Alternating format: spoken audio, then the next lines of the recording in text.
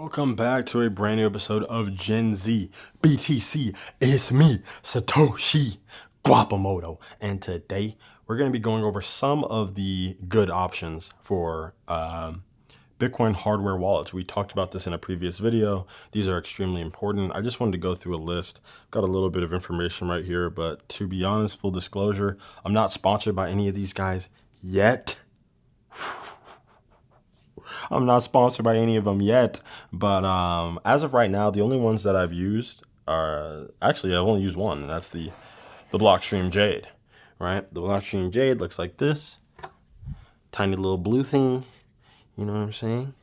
Tiny little blue thing, and this is the box that it comes in, something like that, right? So the Blockstream Jade, very interesting, very nice and simple, cute little rectangle. Has that Game Boy type of aesthetic to it, that kind of see-through plastic. And it's very nice, easy, and simple. The Blockstream Jade is not giving me too much of any trouble. Super easy to use. And here's one thing I will say, just to start out. It's very scary using any of these. It is going to be a scary experience. Just because if you really understand Bitcoin, you understand that what you're doing when you transfer it for the first time, you're moving so much of your economic value, right, in a single transaction. And that's why it's important to do a test transaction first. You need to test that you know what you're doing before you send a transaction over the network.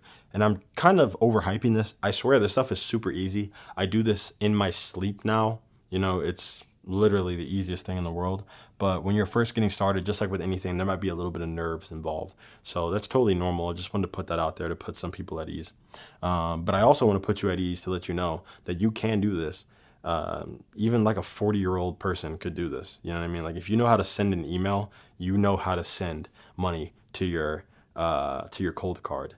The thing is, the stakes are a little bit higher because if you do make a mistake, let's say that your wallet ends in, you know, it ends in the number 3 and you send it to a wallet that ends in the number 2, right? This is not really going to happen, but if it did, your keys are lost. Your money is lost. Your Bitcoin's lost. It's gone forever. So I do need to explain that risk to you. But to be fair, no one's really doing that, right? No one's doing that. And there are fail safes in place to make sure that you don't do that.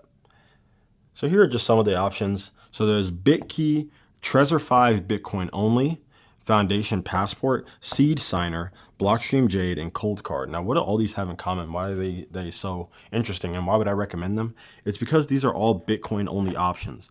Now, why do you want a Bitcoin only option? Well, for a couple of reasons, but the main two, at least that come to mind, are the fact that you want to lower your attack surface area. So if you have something like the normal Trezor, you can hold the keys for like, I don't know how many different cryptos, probably like 1,000 different cryptos. That's a 99 different potential ways that you could be hacked or compromised, right? Which means that their software has to account for these 999 other attack surfaces, right? Which means that they are just at greater risk than something like a Bitkey, which only secures one coin and it knows how to do one thing extremely well. And this might raise another question. Well, can't someone just hack your hardware wallet? The answer is yes. Yes, you can get your hardware wallet hacked. But the odds of this happening are about the same as you getting struck by lightning on a sunny day. And I'm literally not joking. I'm pretty sure the odds of you getting struck by lightning on a sunny day, there's no way it's zero. You know what I mean? Because there's no such thing as like a zero probability. Given enough time, something will happen like that. I don't think anyone's ever been struck by lightning on a sunny day when there's no clouds, but I'm sure that it is possible. There's a non-zero probability. That's what I'm trying to get at. When I say yes, you can be hacked, what I'm saying is that there is a non-zero probability of that happening. The same is true if you have your money on Coinbase. The same is true if you have your money on Cash App. So that's not really an argument for as to why you wouldn't do cold storage. Another example, can't your bank get hacked?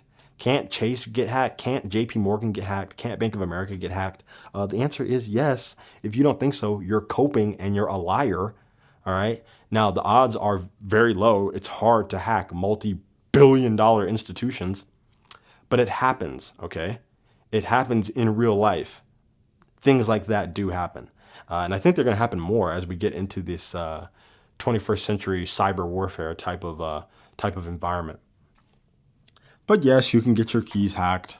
But why don't you? I want you to look up the odds. That'll be my next video. What are the odds of you getting hacked? We're actually going to do the math on the blackboard. And the reason why you also want to just hold a Bitcoin only wallet, that was a crazy sidetrack. It's ADHD for you. Is because you don't want to get distracted. Ironically, you don't want to get distracted by a bunch of nonsense, right? When you have a passport or a hardware wallet that can store different types of crypto, you might just be enticed to get involved in something that is essentially losing purchasing power against Bitcoin. So you want to have laser eyes, just like my profile picture, and you want to stay focused on something that's a Bitcoin only wallet, something that's contributing to the success of the Bitcoin network. So that way you can succeed along with it. Seed Signer, I would say if we're going to rank these by like most complicated to least complicated, honestly, like Blockstream gets a 1. A higher the number, the more complicated, right? Blockstream is a 1. It's extremely simple. From what I can tell, Bitkey and Trezor are also super simple. They have apps that go along with the app. It's super easy. Foundation Passport, I'll give it a 2. It looks a little bit more complicated. Coldcard is going to be a little bit more complicated than that at a 3. Again, it's not really that hard. My friend Daniel uses a Coldcard, okay? And he's got a blockhead. You know, he's got a Minecraft head. He's a little bit smarter than a bag of rocks, you know? So he can do it. You can definitely do it. And then a Seed Signer is going to be a 4. A 4 out of 4 on the difficulty. This is going to be the hardest one because a Seed Signer is essentially a DIY Bitcoin only cold storage wallet. It's low cost, fully air gapped solution that emphasizes open source and verifiable security. Right. So the security and transparency of a Seed Signer is going to be highly, I guess, provable, but it won't be easy. Right. But if you want to be very safe, you can do a Seed Signer. You can give it a try. It's a DIY type of vibe, whereas these ones are already ready to go. So I would recommend all of these. The difficulty will be a little bit higher on a Foundation Passport, on a Coldcard, and on a Seed Signer. Going to be just a little bit higher than a Blockstream, a Trezor, or a Bitkey. But they're all very simple. You can do it. You really can do it. Just look up some videos, take your time. You can do it. Send a test transaction. When you do your first transaction, send like $5, okay? Wait a couple minutes, see it come through, and then realize, oh, wait, that was really easy. It gave me my little number on my screen, right? It told me what my address was, right? I went into my app, I copied that.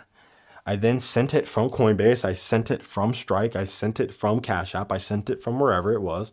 And now I have ownership of it. Wow. And then you'll feel so good. You're going to sleep so peacefully at night, knowing that all your keys are in your possession and they're safe and unhackable inside of your wallet. Unhackable. Yes, it is unhackable. Let's be real. It's unhackable. And I'll go over that number so that I don't sound like I'm just coping. Okay. It is literally unhackable. Otherwise, no one would store their Bitcoin on a Coldcard or on a Jade, right? They would just leave them on the exchange. But because you have the ability to do this, you can take control of your keys while not taking on any new risk. The risk is you. The risk is you losing your 12-word or 24-word seed phrase. The risk is you forgetting the words. The risk is you sending money to a wallet that doesn't exist or to the wrong wallet. The risk is you clicking on a link in your email and then pretending or thinking that you're on the site that you're supposed to be on, but you're not. And then you send your Bitcoin and it's lost forever. That's the risk. You are the risk. You are the risk. You take on the risk because you're the bearer of the asset.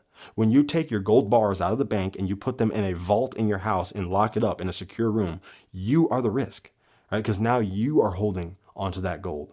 Okay. Now, if someone tries to come and take it, this is another thing. I just want to touch on this really quick. No one can take your Bitcoin if you are the bearer of the asset. If you hold your keys the way I do, no one on earth can take my Bitcoin. All right. And that's not me trying to be a tough guy, even though I am pretty tough. You know what I'm saying? I am pretty tough. But it's the fact that if someone were to come and say, hey, give me all your Bitcoin right now. Tell me what the seed phrase is. You know, tell me all the location of your stuff. You know what I'm saying? Give me your thing. You know what I'm saying? First off, I would say go ahead and pull the trigger, punk. You don't have the heart. Now, maybe I would have ran my mouth too much in that situation and I get my head blown off. If that happens, they don't get the Bitcoin. I just die. If somebody breaks into your house and they tell you, hey, unlock the safe to your gold, you know what I mean? You got a little safety deposit box, and you tell them no, they're just going to shoot you in the head and then take the box and then put it in the truck, and then they're going to get some welding tools or a hammer and they're going to break it open and they're going to have the gold. Maybe they'll go to prison, maybe they get away with it, but they were able to get access to the thing that you tried to protect. Bitcoin is something you can take to the grave. I'm not recommending that you do that. It's probably smarter to just give them your keys. But what I am saying is that if you do choose so, no one can take your Bitcoin. It's literally impossible. It's not possible. And that's another one of the innovations. Once it's in your brain, no one can take it unless they develop mind reading technology, which I'm sure is not very far off. But at this very moment, no one can take your Bitcoin. It's impossible. So because of that, I like to try to keep it in my possession, right? I don't want anybody taking my Bitcoin. It's impossible to take it. So I might as well have ownership, right? Well, that's been today's episode. I'm going to keep cooking. I'm on a streak today, making a lot of videos.